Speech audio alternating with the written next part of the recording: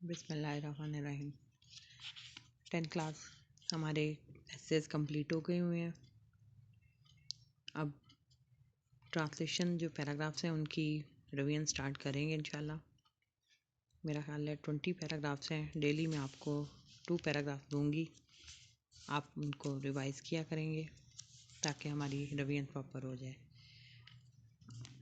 आज के दिन आप पैराग्राफ नंबर 2 और 6 यानी जो हमारे सिलेबस में ऐड है स्मार्ट सिलेबस में, उसके अकॉर्डिंग पैराग्राफ 2 और 6 आप रिवाइज़ करेंगे। और अब आइए आप अपने इंग्लिश 1 की बुक की तरफ। यूनिट नंबर 4 फर्स्ट एड हमने करना है। ये भी सारा हमने पहले पढ़ा है, लेकिन मैं इसकी ग्रामर के हवाले से थोड़ा सा आपको रिपीट कर दूंगी। इसकी ग्लॉसरी देखिए, क्योंकि इनके मीनिंग्स उन्होंने काफ़ी लेंथी दिए हुए हैं। मैं एक वर्ड आपको बताती हूँ, आप वो लिखते जाइए, बल्कि लिखे होंगे आपके पास already. Accessible, obtainable, adhesive, sticky या gluey, antibiotic, germs, killing substance, infection, transmitted disease, ingredients, components, minor, small, ointment, medicated paste, rinse, wash और tweezer, a small pair of pencils. नीचे वोकेबलरी है। स्पेशलाइज्ड बर्ड मतलब जो ख़ास words हैं, इनके meaning क्या होंगे। Scraps, scratches, infection, transmitted disease आ जाता है। ऑइंटमेंट, मेडिकेटेड सॉफ्ट क्रीम कह लें या पेस्ट कह लें। बैंडेज, ड्रेसिंग, और ड्रेसिंग जो होती है ये क्लॉथ बाइंडिंग होती है। Stitches, act of swimming,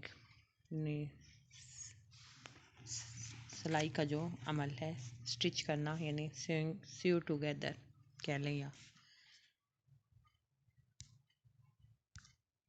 next page पे complete the missing letters in the word below to match the meaning given on the right. यानी यहाँ पे हमने प्रीफिक्स लगा के, डिस प्रीफिक्स लगा के उनके मीनिंग के अकॉर्डिंग वर्ड बनाना है। यानी पुट आउट ऑफ प्लेस, इसके लिए क्या वर्ड होगा, dislocate.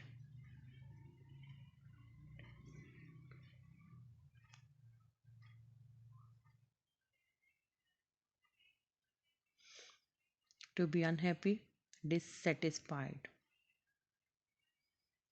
To divert, distract. To exclude, disqualify. To doubt, disbelieve. और टू रिजेक्ट, डिसअप्रूव। ठीक है। रीडिंग कॉम्प्रिहेंशन पे आइए। If blood spurts or continuous flowing after continuous pressure, seek medical assistance. Next, thorough cleaning reduces the risk of tetanus and infection. If a rash appears, stop using the ointment. Change the dressing at least daily. Band-aids or sticky plasters are good for dressing small wounds.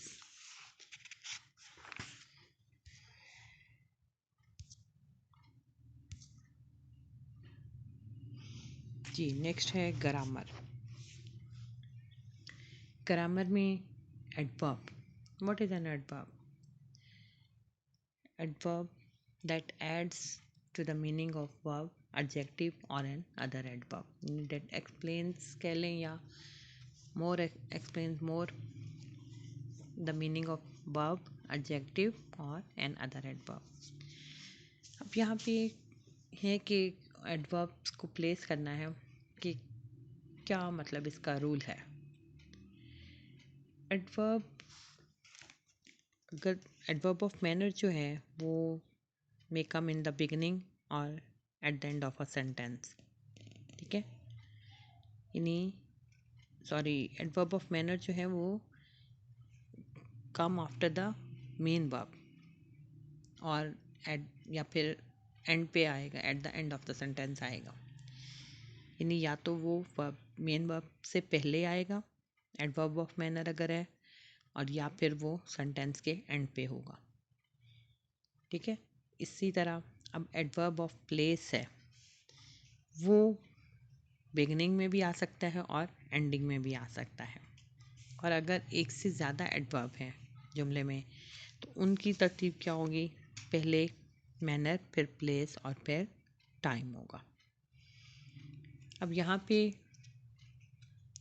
Adverbs का इस्तेमाल है, यानी I am always happy when it is my birthday, my brother gets up at 6 o'clock from Monday to Friday as he often goes jogging. He went to the market last night. Have you ever been to Hunza Valley? The birds were chirping beautifully. I am still waiting for Khalid to arrive. I have been waiting for over 20 minutes. He saw a blind beggar in the market. Next topic है adverb phrase. Adverb phrase जो है, इसका function क्या है? इस phrase का function भी वही है जो एडवर्ब का फंक्शन होता है।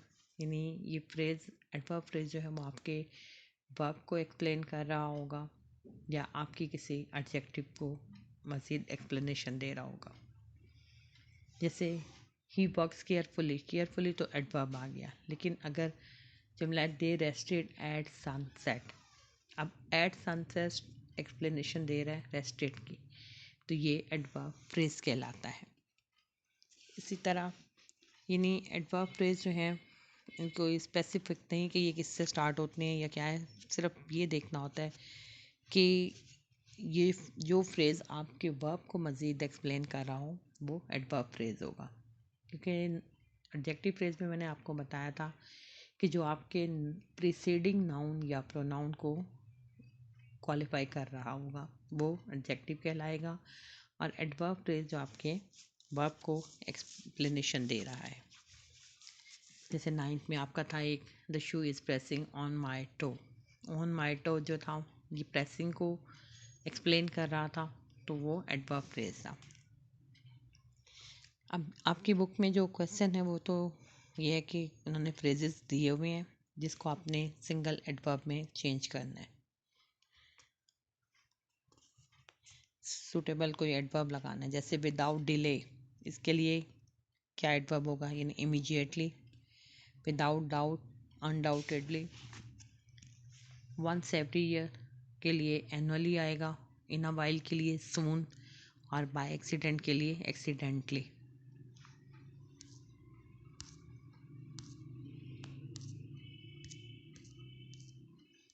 उसके बाद नेक्स्ट है आपका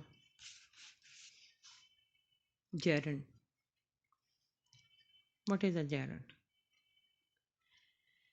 अ gerund, fourth form of the verb when used as a noun is called a gerund। यानी वर्ब की जो फोर्थ फॉर्म है जब एज अ नाउन जुमले में इस्तेमाल होगी दैट इज कॉल्ड जेरंड। जैसे आई लाइक पेंटिंग, अब यहाँ पे पेंटिंग जो है वो नाउन के तौर पे आया है, तो ये जेरंड है। इसी तरह Salman enjoys playing tennis, playing noun के तौर पे यूज़ हुआ है। अब इन्फिनेटिव क्या है? इन्फिनेटिव फर्स्ट फॉर्म, यानी जो समटाइम्स ये टू के साथ है, फर्स्ट फॉर्म है वर्ब की, समटाइम्स टू और विदाउट टू होंगे, लेकिन सेंटेंस में not come as a main verb, ये सेकेंडरी वर्ब के तौर पे होगी। इन इसका फंक्शन जो है मेन वर्ब का नहीं होता। फॉर एग्जांपल जैसे I hope to learn gerund, अब टू लर्न इसमें मेन वर्ब इस जुमले में होप है, ठीक है। और टू लर्न, लर्न भी फर्स्ट फॉर्म है वर्ब की, तो ये इन्फिनेटिव है। टू लर्न यहाँ पे इन्फिनेटिव के तौर पे आएगा। समटाइम्स ये विदाउट टू भी है, जैसे दे मेड पीपल वर्क। अब दे मेड पीपल, ये तो एक सेंटेंस कंप्लीट हो गया। दे मेड, मेड आपका है मेन वर्ब, पीपल वर्क। अब वर्क यहाँ पे इन्फिनेटिव के तौर पे आया। Complete the following sentences with infinitive और gerund whichever is appropriate, यानी ये ब्लैंक्स आपने इन्फिनेटिव या जेरेंड लगाना है। यहाँ पे मतलब कुछ वर्ब ऐसे हैं कि हाँ, जिनके बाद हम जेरेंड या इन्फिनेटिव जो भी लगाना चाहें सूटेबल है। मतलब हम begin, start, continue, like, love, hate, intend, and, prefer वगैरह, इनके एंड पे आप बाद हम इन्फिनेटिव भी यूज़ कर सकते हैं, जेरेंड भी। लेकिन कोई मतलब इनमें डिफरेंस, मीनिंग में कोई डिफरेंस नहीं आता। लेकिन जहाँ पे वुड शुड के साथ अगर लाइक या लव आएगा तो वहाँ पे इन्फिनेटिव का ही इस्तेमाल होगा। जैसे we felt the plane shaking in the storm, I have always dislike smoking, यहाँ पे जेरेंड आ रहा है। Where do you learn, did you learn to speak French, is the exhibition worth visiting, I don't mind getting up early. अब यहाँ पे we would love to come with you आएगा, she seems to know this place.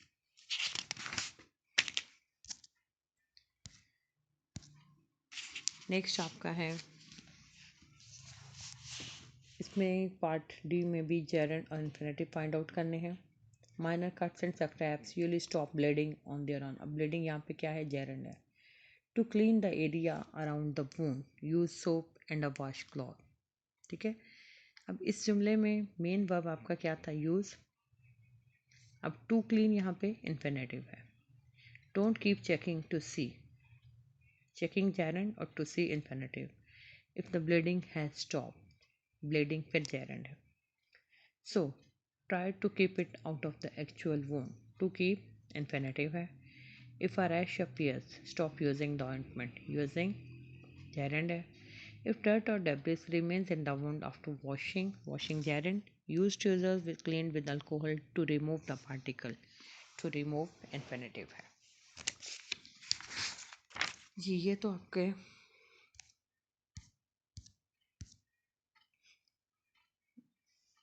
Chapter 4 हुआ। अब review की तरफ आइए। Review 1 देखिए। ही डिलीवर्ड, मैं सिर्फ वर्ड्स बोलूँगी उनके मीनिंग, क्योंकि सिर्फ बहुत लेंथी हो जाएगा काम।